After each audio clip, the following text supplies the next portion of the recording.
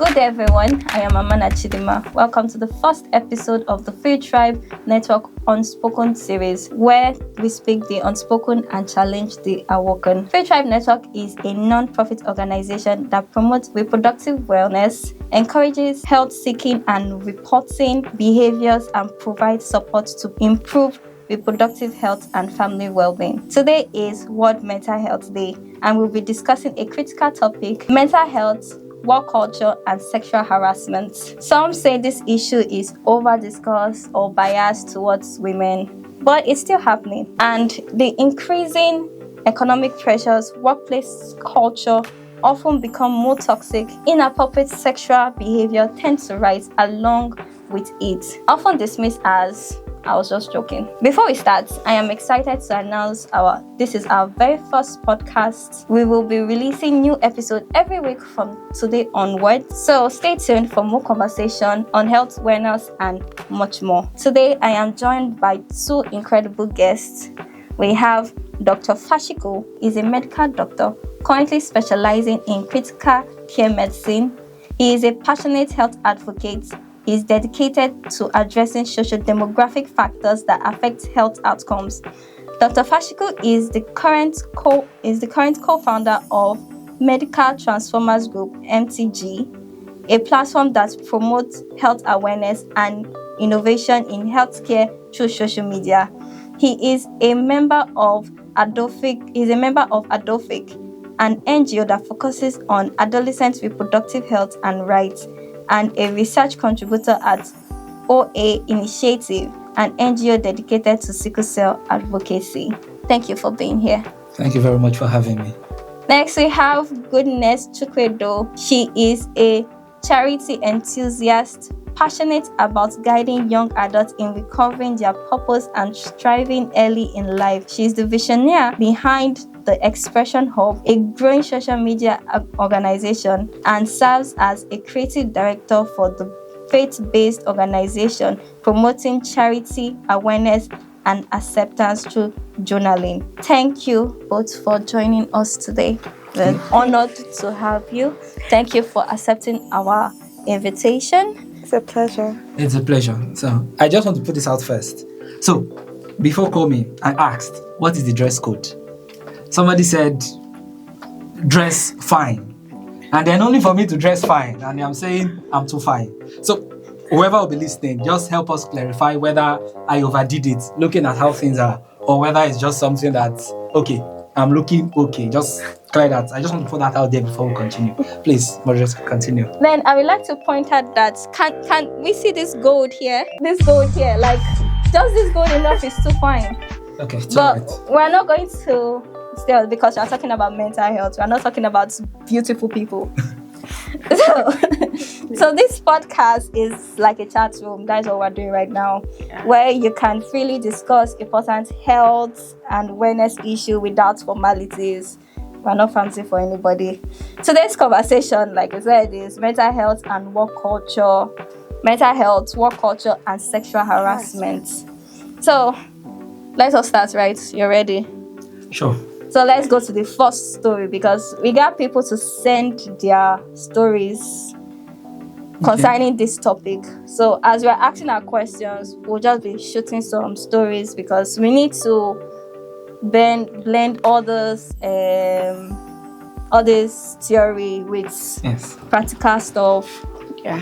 So story number one. The topic of story number one is toxic work culture and its influence on mental health. This is Sade's story. From the moment I joined the agency, the culture was loud, fast-paced, and intense. But it was also full of inappropriate jokes, unwanted advances, and sexual comments. It was like part of the job I had to endure. I saw other women deal with it too, but no one ever spoke up. The leadership called it work hard, play hard environment. Screaming advertising. But that playful side came with a huge cost. Today, every day, I felt less confident and more anxious. A particular client made an inappropriate comment every time we met, telling me how sexy I look in a dress. and how my lipstick always lit up the room. So he said, are you wearing neon lipstick? One day, he crossed the line with a physical advance. I'm guessing it's all those people when you give them a hand, they give you the touch elbow. I reported it to my supervisor, expecting some kind of action. Instead, he told me, don't take it personally. It's just business. It's common. It's a common thing, unfortunately, but let's just continue with the story. I was devastated. No one offered me support, no counseling, nothing. Eventually, I couldn't take it anymore, and I left the industry completely. I still wonder why some workplace expect you to tolerate this harassment and just fit in. So this is where our first question comes from. Thankfully, she left. No, I'm like, thankfully she left. Like, she had to take the L and... It's alright. You know, it will still make people think that, okay, did I make the right? Should I just, because people are doing it, should I not just do it? But if I was going to talk about it, I would be like, that is moral. Some people moral compass, they don't not bind, but just because other people are doing it, that does not mean it is right. So this is our first question, like, what is work culture? Like, can work culture, and you know, some people think that since you have a virtual job, you know, most tech guys have virtual jobs, that there's no work culture. But I think it's wrong that there's culture, whether it is virtual, hybrid, or full on site. So what is work culture itself? Okay, let me just start, because this topic I personally feel is very important, because we're talking about work culture and mental health and how these two relate. So if I'm going to give a specific definition of work culture, it's simply the set of attitudes, beliefs, and behavior that is regular within a working environment, and as such sets the atmosphere for that environment. And the truth is that for many workplaces, it means that what determines how that place will be is first the leadership of that company. So if you are in a place where you have a boss that permits some certain things, it's very clear that that kind of behavior will propagate.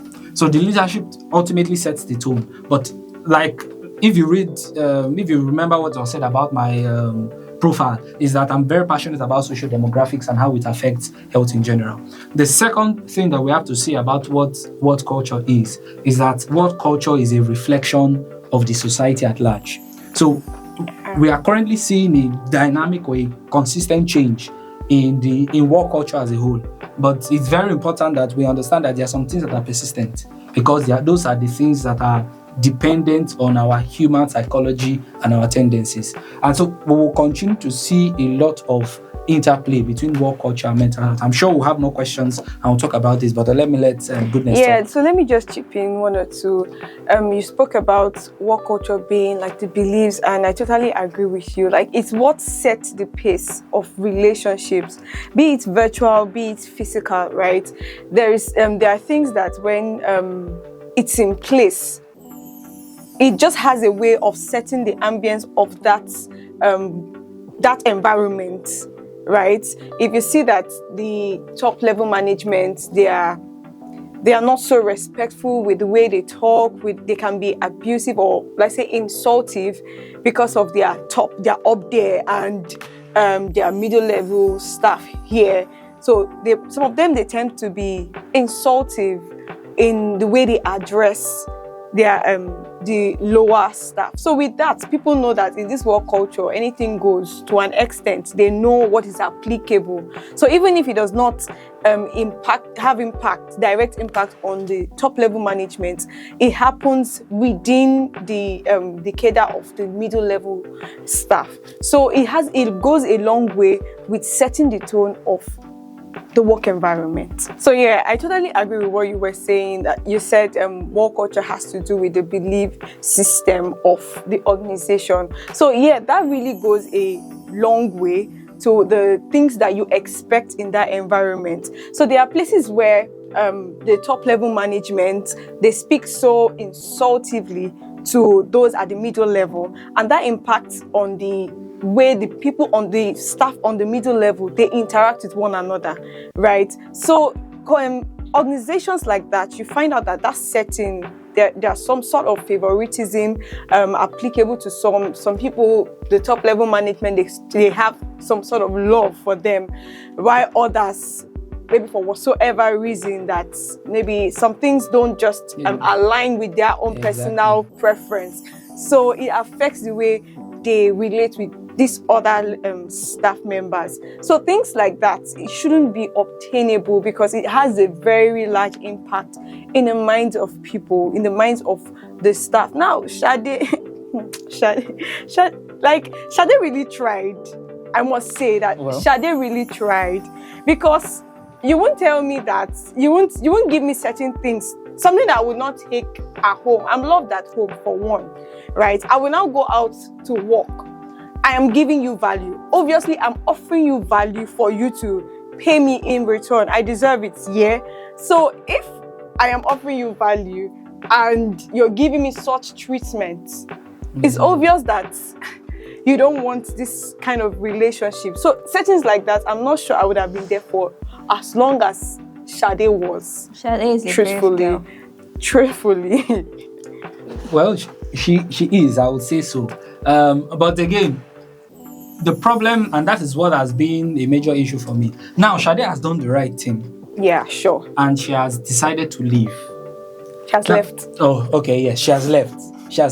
So now, where is she going to next? The truth is that where she's going to, what is the likelihood of finding a very good workplace culture that, okay, everybody's respectful, everybody's professional. So I believe that in many ways like that, she has two choices. She has picked the choice of leaving, which is good. Many people have done that. But I feel in some way it has just left the organization the way it is. Obviously, on the long term, if such a thing persists, it's going to affect the workplace productivity.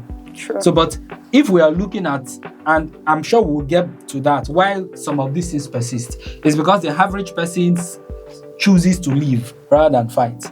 I would have loved to see Shade fight a bit more and then scatter ground. Let everybody know that Shade be gone. And sincerely, especially if she was good at her job and they know that she cannot, if her leaving is going to affect the productivity of the organization as a whole, then she has a bragging right. But leaving is good. She has protected herself. We are talking about mental health. She has protected her mental health. But I feel that there is a sense of strength that you can derive by deciding to face the lion and say, don't worry, me and David, somebody will die today and it will not be me. So that's just my take on that. Yes, I love the perspective you brought to me. It's like, truly, who would change the status quo? Like, who would reinvent things? Because if we just up and go, things remain the same. Someone else comes to that same environment and up and go, leaving the person at a bad state of the person's mental health. True. Thank you very much.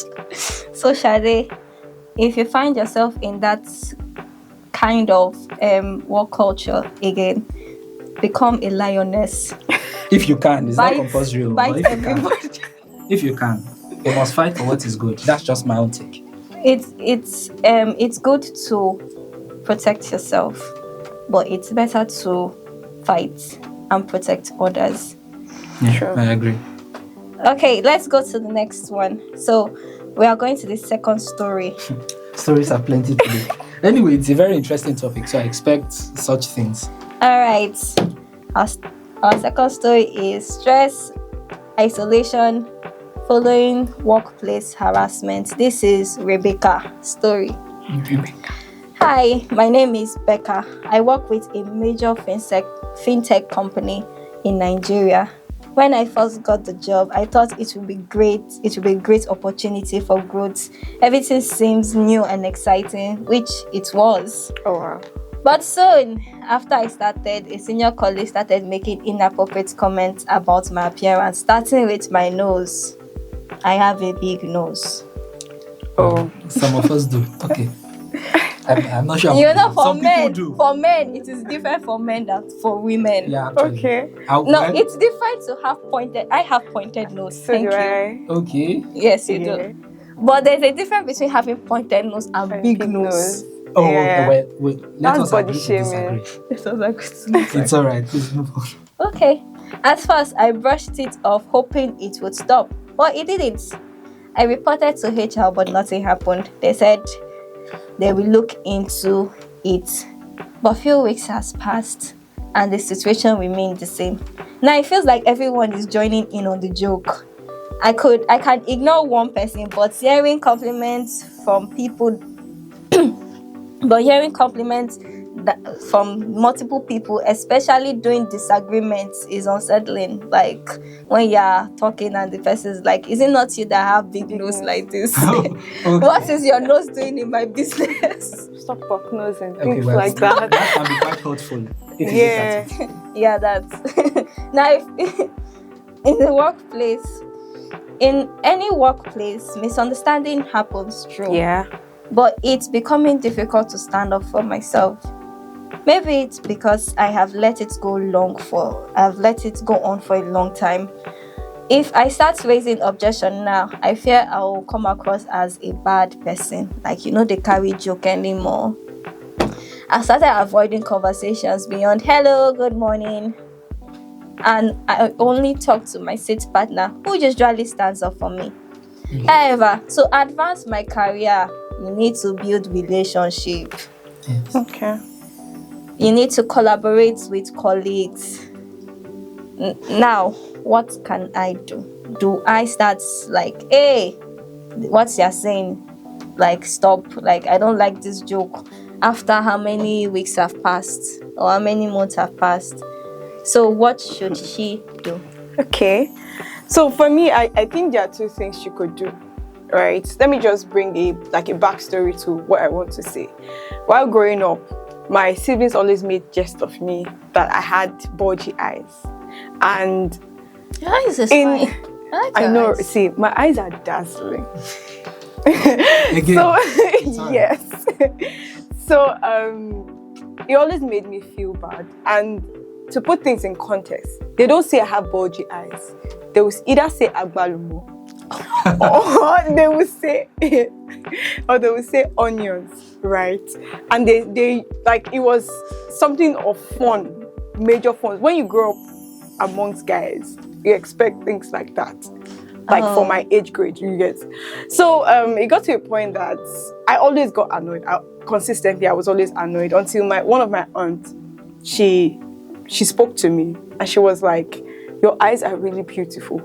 Like, she really affirmed the state of my eyes then. Before I started looking at myself in the mirror like, what are you saying? If you can't see this, obviously you need glasses, right? So I had to accept myself first. So whenever they said it didn't get to me. So it got to a point that they saw it no longer got to me, and they quit saying stuff like that. So to my first approach to this, I think she has something to do about her own self-acceptance. She needs to come to a place where she accepts the state of her nose. Like, if I were the one with that nature of nose, like maybe having nose with that structure, I would have made them know that, okay, yes, that makes me even more advantage, like with more advantage, because I smell better than you do. No, I will paint something really good that will shock you. Better than you. Do you get? Like, will That's what I shock was you. going to say. So that is something. When she can come to a place where she accepts herself for who she is, regardless of what people think that she looks like, right? That gives her an edge to approaching that situation. So on the flip side, if she has accepted herself, but she doesn't just like jokes like that, there could be people like that. I don't start something I would not be glad to continue, right? So when that happens immediately, I would sternly shun you to stop it. But being that it has gone on again and again, and some colleagues have even joined in, right, I would most likely threaten them to send a mail in this regard, that this is work harassment, right? So if this continues, and I won't say it like I'm unsure of what I'm saying, even if I don't have an intention to actually send a mail, I would speak so confidently, telling you that I will send a mail and I will tag the bosses. right? Because this is work harassment, and the last time I checked, it is against the rule that is governing this organization. So those are the two ways I think she can approach this issue. Okay, well spoken. Goodness. So, but me, see, all these things, you need to look at it very, very well. Yeah. Now, if you notice, she said something very important, that she's trying to build a career. And yes, this thing is affecting her, true. But she has to first look at it. Which one is more important? My nose or case, my career? The big nose or the big career. Now, just to add to, like I said, at the end of the day, your mental health is very important. Yes. And so that is why self-awareness and knowing who you are, knowing what you're good at, knowing your characteristics, accepting them, deciding whether you want to change or not, those things are important. Yeah. But much more than that, you need to, again, the reason why I'm always trying to play some kind of devil's advocate is because if we go in one direction, eventually we're going to end up to an extreme where people cannot take any joke again for any reason. You just say that, this thing that you're wearing is not good, which is true, but I'm offended, which is something that can happen. So if I were in her shoes, what I'm going to simply do is all of the people that are calling me big nose. Now, if her nose is big, it is true. She should accept that the nose is big and love it. Yeah. And continue to smell success. But if my nose is big, somebody's hair is big too. Exactly. Or somebody's shape of head, it has comma. So find all of them. If they call you big nose, you say spearhead.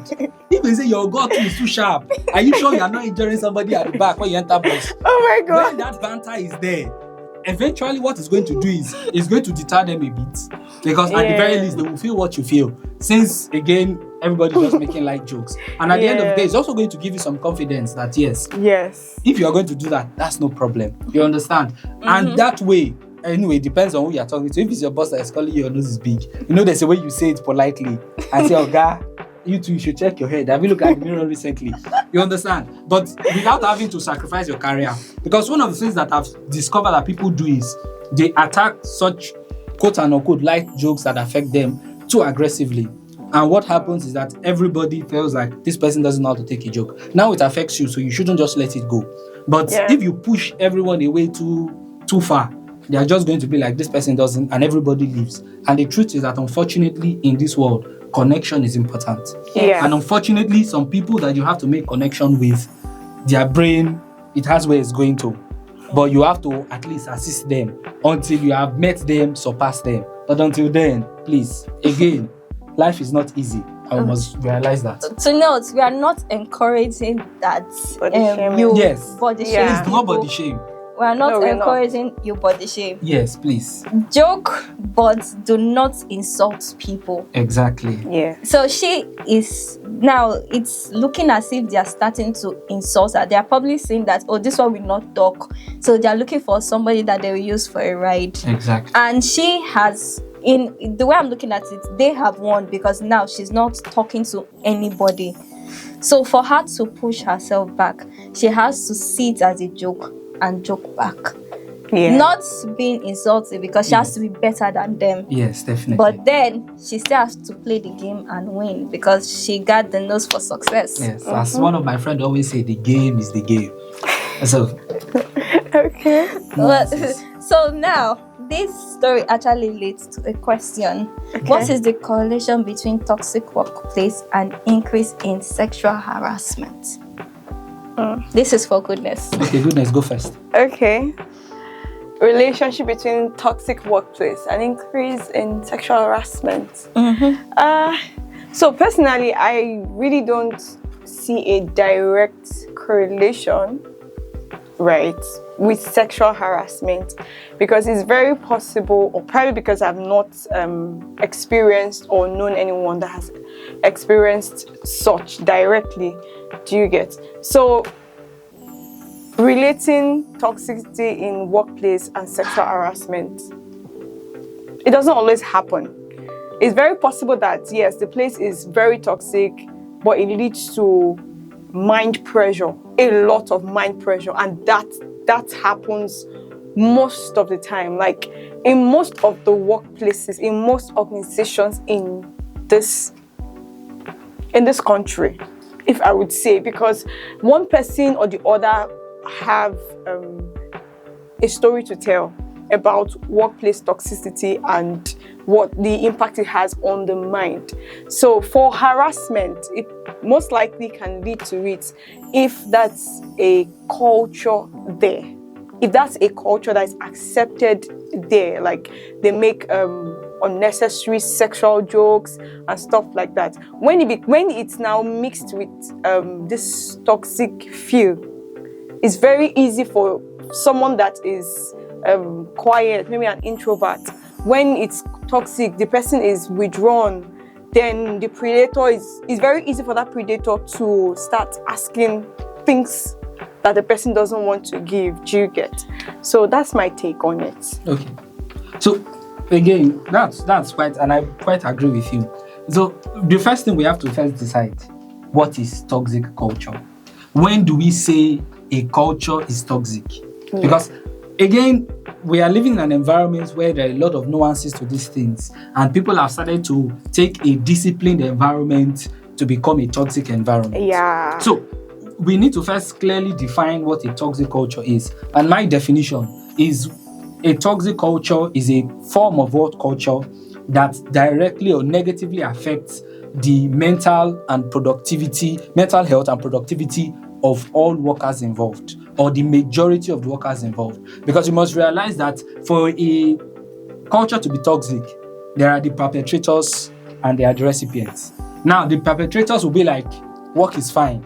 I get to say what I want to say. I get to do what I want to do. So work is fine. So it depends on who you are asking and in what situation that you are asking all of all these things. But in general, it is fair to say that a place where sexual harassment predominates or is present is a place where there's a toxic culture, because sexual harassment is a form of expression of toxic culture. And that is one of the things that we must be clear about. So, but talking about toxic culture in general is a case of positive feedback. In medicine, there's something we call positive feedback, meaning when something happens and there's a response, more will keep happening until the response is cut, then things recede. So if you have an environment where the boss can talk down on the employees or can transfer aggression on the employees on the very little things, it shows that the boss has power to do and say whatever he wants to say and nothing happens. That boss can start having an idea.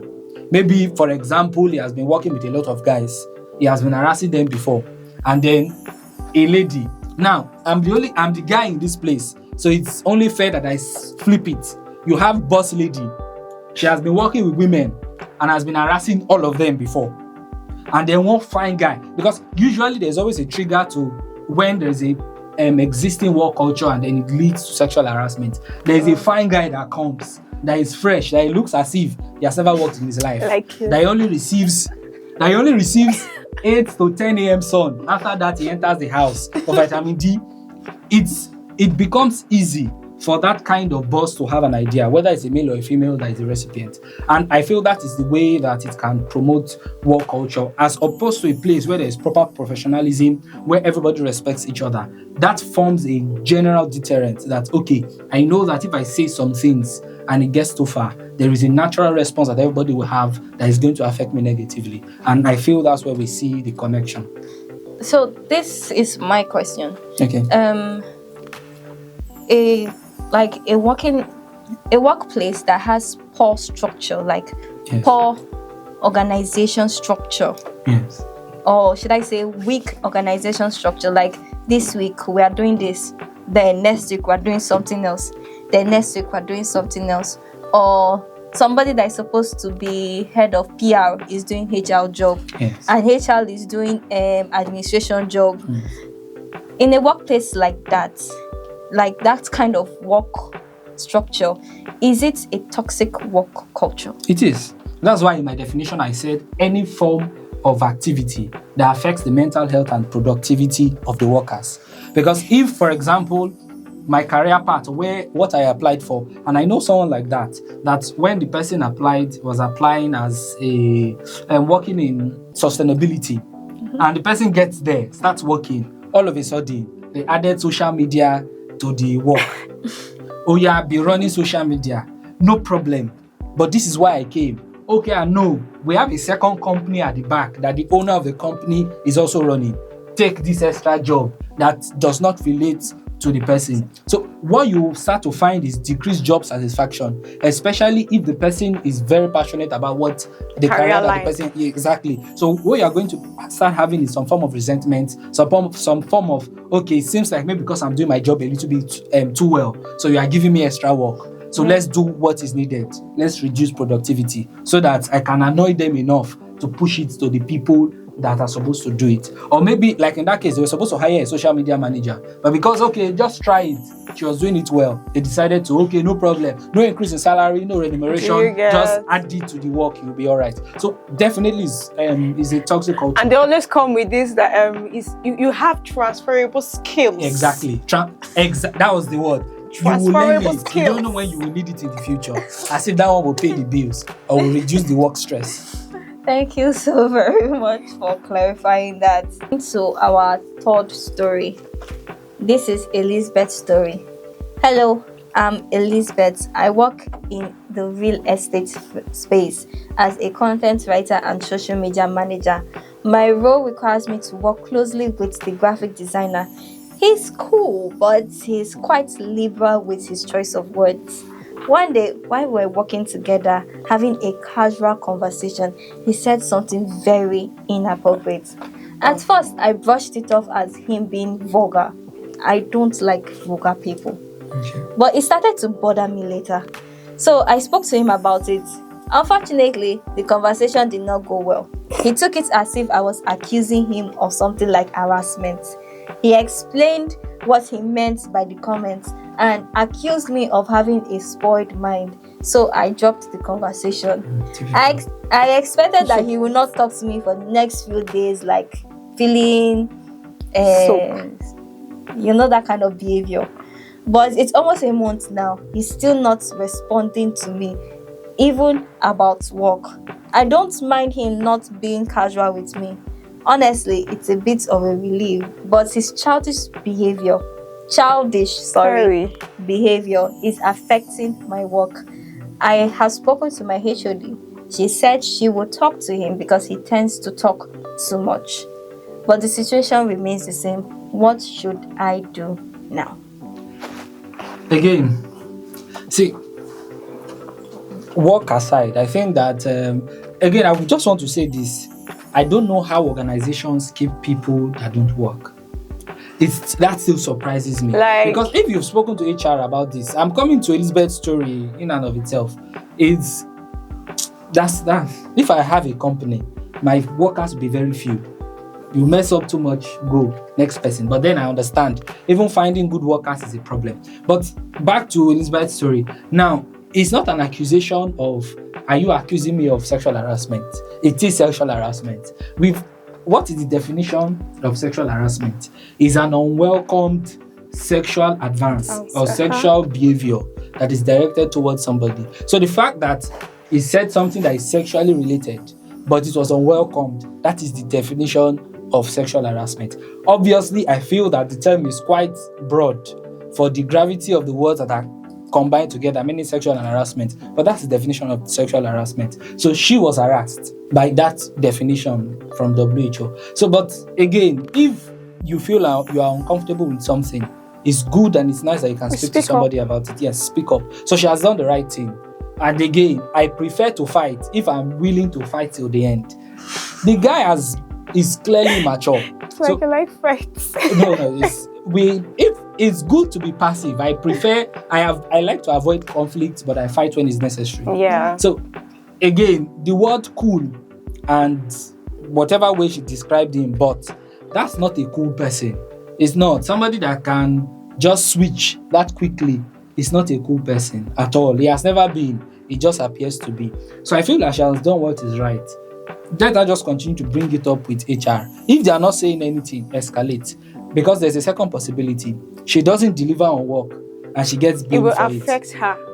You get? So please, my G, run this thing. If HR is not doing anything, go and meet the next person. Okay, HOD, not the HR. She should go and meet HR. If HOD is not answering, like I said, the guy may have something on the HOD that we don't know. He knows people like that, they may be running things on that we don't know. So it's On that it doesn't make sense. HOD has somebody that is not working for 1 month And or not it's not- responding, and nothing is happening. There is something that is True. going on. Labele. You That's know- all I have to say. Okay, from what she said, that the HOD said he talks too much. So there is a possibility that the HOD have spoken to him, but that one might have strong head. Okay, so my question would be, do they have guidelines that everyone is subject to? Because there are some organizations, okay, I've worked in certain places that we have employees guidelines, Okay. and it's spelled out there. Certain things are spelled out there, like the way you interact with fellow employees and stuff like that. If they have an employee handbook, it's called handbook. If they have an employee handbook that is applicable, like it has been shared across board and everyone is mandated to work with it, whether you are up there, you are down there, or you're here, right?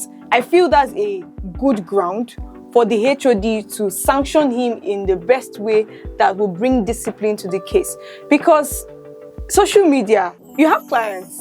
Some people will find your okay, with my knowledge of social media, right? So I'm into the social media space, but some clients will find you because you're on social media and you're doing well on social media. So it's more like you're showing your work. It's more like you're building a portfolio.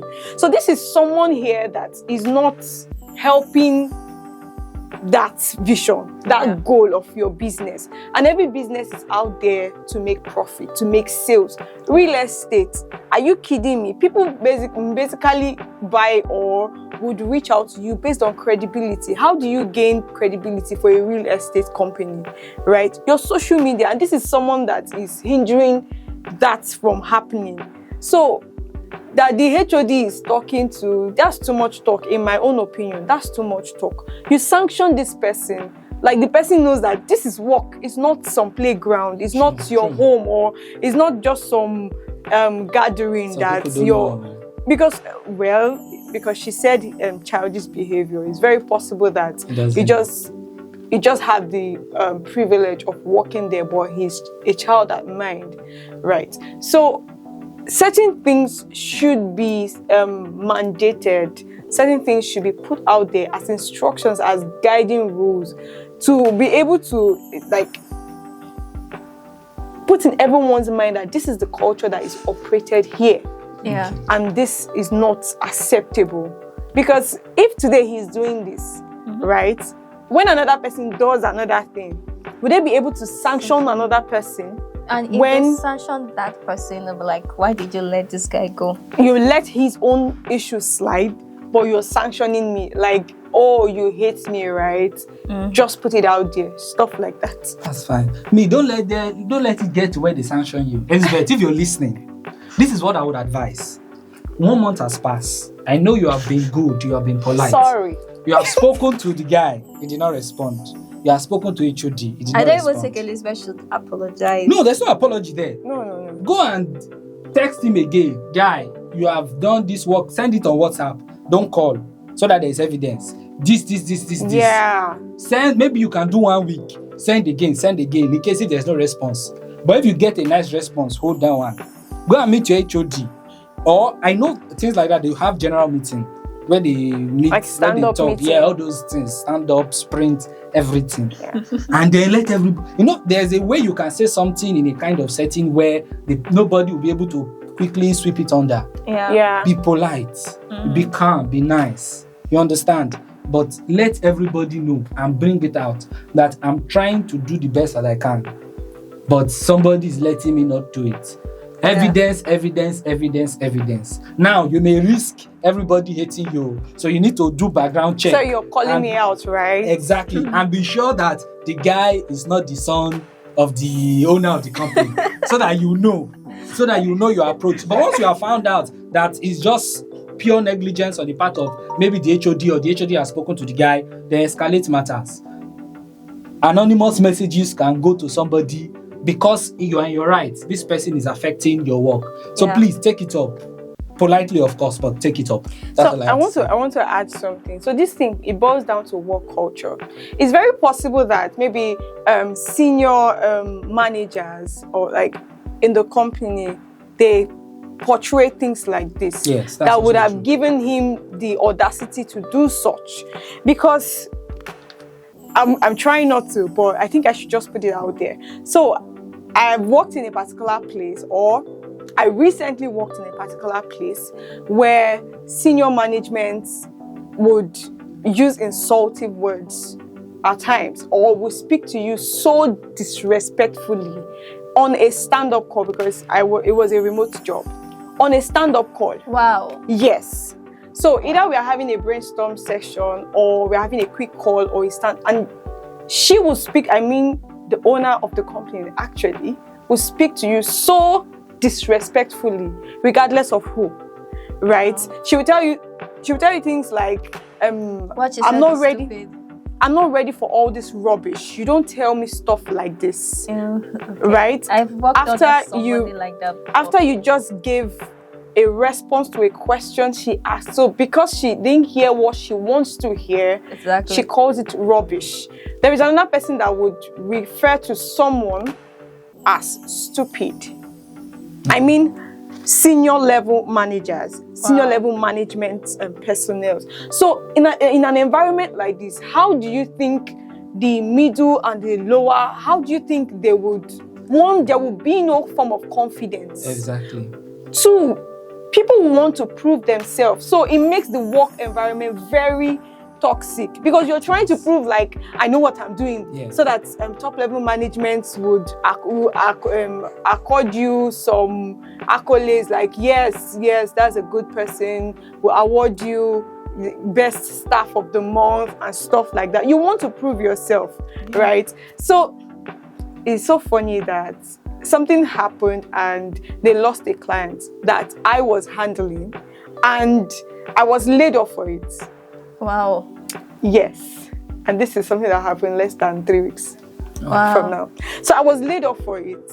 And it was so obvious when I had a conversation with the HR and someone from the senior level management. He himself, he mentioned that, well, obviously, it's not your fault, but it's not my business. It's not my business. company. Like, it's not my business. Mm-hmm. It's like, it's not my company in that Yes, sense. yes. Oh. So it's obvious that I wasn't to blame, but because I was the lowest person on the ladder, Scapegoat. it was just very easy to put me on the spot and say you're the cause of it. of this. And as I speak to you right now, I'm following up with them to pay me for the period I worked. Yeah. Get And your money. aside that, she reached out to me.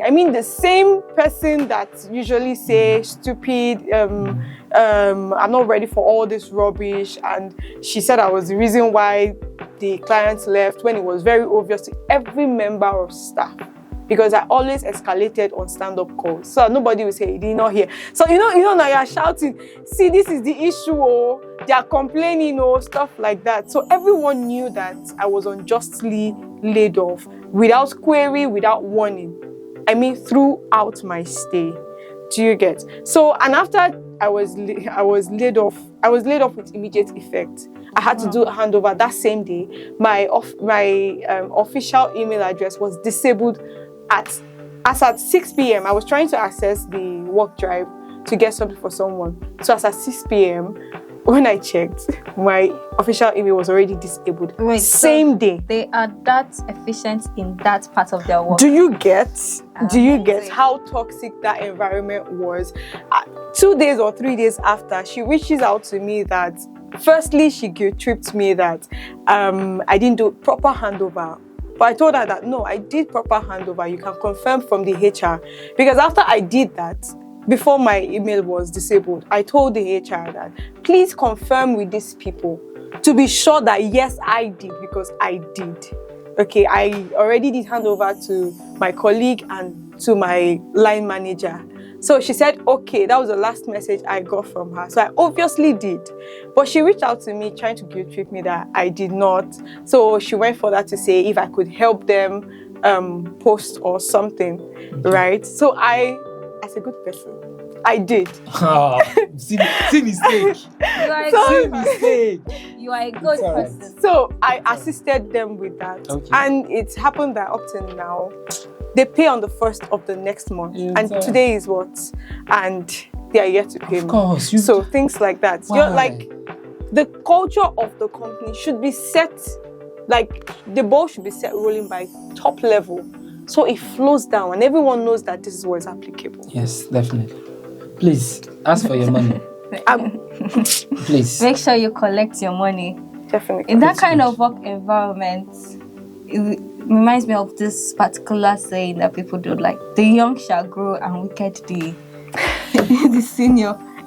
That is what, like, but in most cases, what happens is that the young grows and wicked the young. The younger. The Yeah, well, younger. irony of life. Irony of life. So instead of them, like, when I was in secondary school, it's always like ring in my mind that no, it should be the young shall grow and wicked the senior, because the senior is the one that needs to be dealt with.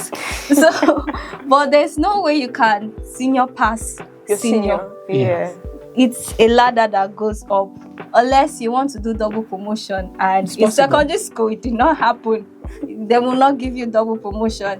So I was not like, don't worry, if I cannot wicked you, somebody else will wicked. Somebody. Thank you for your wonderful insights. It's been amazing, but time has gone. Yeah, sure. It's our pleasure. It's time to be for here. us to conclude. So Okay. please, goodness, go first. I want to hear your last word of wisdom. All the kind of wish we need in our life. Okay, so thank you very much for having me. I really appreciate it. Okay, so for my last words that I would say on this episode, I would say that in whatever setting you are in, ensure that you don't wait till things go overboard or escalate before you want to start putting measures to stop them. Some people say prevention is better than cure. some other people say provision store is better than kiosk. But whichever you believe, whichever you want to stick with, is just trying to say, don't start what you cannot finish. Nip it at the bud when it just started. When you see that someone is making mild advances, be quick to call it out, like, please, I don't tolerate it. Not that you're joking, you're laughing, saying, I don't like it, stop it, Yusuf. So just say it immediately that, no, I don't tolerate this, please stop it. Then when it has to do with the work culture, observe and see where, if it's a place that you can not compromise, but there are some measures you can put in place to separate yourself from the toxicity, because it can be a lot. So if there are measures you can put to preserve your mental state, because that's what enables you to churn out good work, good job, right? If there are measures you can take, please do, and keep yourself at a good and an excellent mental space, so that you can be the best at what you do. Thank you. Thank you very much. That's quite nice. Please, our doctor. Okay, so I'll just conclude with this. Yes, because of the way the country is as a whole, we have to also mention that mental health of the average Nigerian is a mess. Yeah. And while I will continue to encourage to keep fighting for yourself, fighting for your family, and fighting for what is important to you, it's also important to understand that sometimes we do not have the strength. And I just want to encourage anyone out there that if you're facing that challenge and it feels too much, you feel overwhelming, you feel depressed, or you feel that, okay, you are having thoughts of harming yourself or committing suicide, please, I want you to understand that you should forget the stigma, forget every other thing, and think about yourself and the help that you need. There are health professionals that can help you with that can talk you through all of the processes to make sure that you're fine. Yeah. Yes, you can connect with Free Tribe. I'm sure that they will have people that they can connect you with, people that have the same stories. They can share their stories and how they overcame Support them. groups. Exactly, support groups. Yeah. All these things help. The worst thing that you can do is to fight a very big battle by yourself. So please do not Speak stay up. isolated. It's going to worsen your situation. Yes. Find up. somebody, find and help. Speak up. Do not grieve for anybody. Thank you very much. here.